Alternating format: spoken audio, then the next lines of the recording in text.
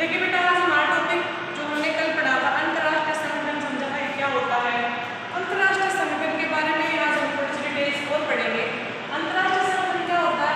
एक ऐसी संस्थाएं होती हैं जो विभिन्न देशों के लिए, यानी कि केवल एक देश का, दो देश का नहीं, कि विभिन्न देशों के लिए एक ऐसा प्लेटफॉर्म, एक ऐसी संस्था है जो विभिन्न देशों के लिए कार्य करती है।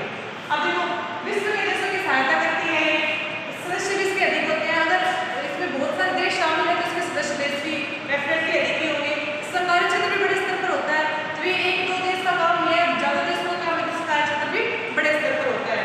इसका एग्जाम्पल कुछ दिए मैंने, बाकी आपको कंप्लीट जो है नोट डाउन करवा देंगे। इनका मुख्यालय कहाँ पर है, उनकी कब स्थापना होगी, जो अंतर्राष्ट्रीय संगठन है। इनमें से मैंने कुछ अंतर्राष्ट्रीय संगठन नीचे लिखे हुए हैं, जैसे यूएनओ 1945 में, डब्ल्यूएचओ 1948 में, डब्ल्यूटीओ 1995 में, यूनेस्को 1946 में।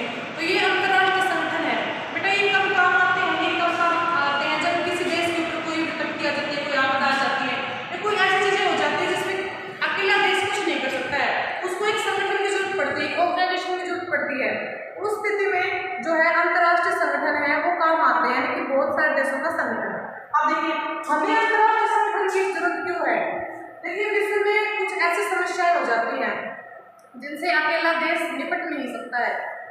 उस सिचुएशन में जो है हमें अंतर्राष्ट्रीय संगठन की जरूरत पड़ती है। अब कौन कौन सी ऐसी परिस्थितियां हैं जिनमें हमें अंतर्राष्ट्रीय संगठन जरूरी होता है? जैसे महामारी हो गई, आतंकवाद हो गया, ग्लोबल वार्मिंग हो गया। ठीक है, महामारी जैसे अभी इसके एग्जाम्पल से समझते हैं हम एक बार। महामारी जो है, जैसे कि अभी अपना जो कोविड-19 आया था, कोविड-19 जो था वो एक महामारी थी। अब उसके लिए वो ऐसा तो नहीं था कि वो केवल इंडिया में हुआ था, बाकी देश भी इसमें उससे ग्रसित थे, उसकी चपेट में आए थे। तो इसमें जो अंतर्राष्ट्रीय संगठन है उसकी मदद से ही हमने इस चीज से छुटकारा पाया है। इसके बाद आतंकवाद की स्थिति बन जाती है। उस टाइम पे हमने भी एक दूसरे देशों के साथ गठबंधन बना करके मीन्स दूसरे देशों के साथ जो है मिल करके उस चीज से सामना करना पड़ता है। तो हमें उस समय भी अंतर्राष्ट्रीय संगठन की जरूरत पड़ती है।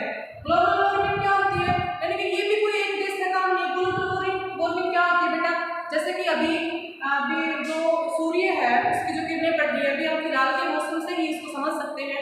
सूर्य की जो किरणें पड़ रही हैं, अगर वो सूर्य की किरणें डायरेक्ट हम पे पड़े तो कितना नुकसान होता है, कितनी क्षति जो है पहुंचाती है वो किरणें। उनके सूर्य के और जो पृथ्वी है उसका जो एनवायरनमेंट है उसके बीच में एक परत होती है, ओजोन की परत।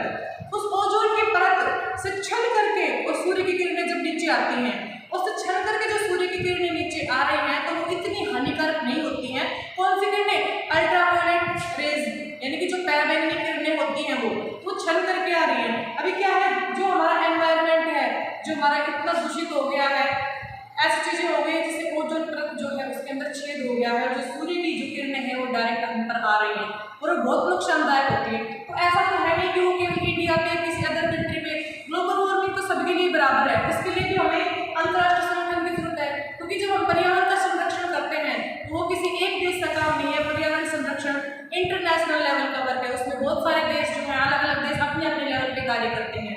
तो इसके लिए भी ये जो है अंतर्राष्ट्रीय संगठन बहुत ही इंपॉर्टेंट है। आई होप आपको क्लास समझ में आ गई होगी और इसको फेयर नोटबुक में नोट डाउन करेंगे, इसको फेयर नोटबुक में नोट डाउन करके और इसको लर्न करेंगे। Thank you and have a nice day.